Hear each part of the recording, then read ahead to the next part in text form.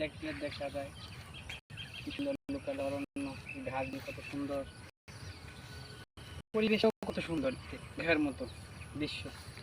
মাঝে মধ্যে লোকালয়ে অরণ্যে ঘুরতে ভালো লাগে, চারদিক ভালো লাগে, পাখি হাঁটি আর গল্প করি, দেখি কিভাবে কি করা যায়। হাঁটতে হাঁটতে অনেক দূর চলে যাচ্ছি লোকালয়ের অরণ্যে। এখানে হয়তো পানি লাগছে না, ছুটিতে আমাদের ঘোরাঘুরি কত ভালো লাগতেছে। চোখের মধ্যে মনে হয় মাকড়সা গেছে, চোখের আবরণ।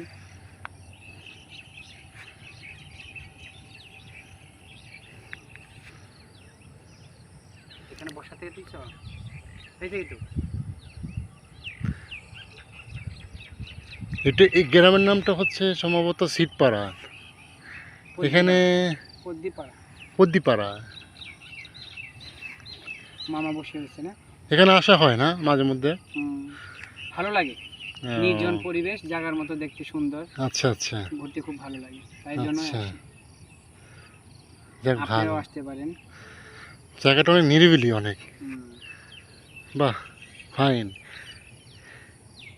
আপনার পূর্ব পাশে গেছে কি রাজেন্দ্রপুর, তাই না?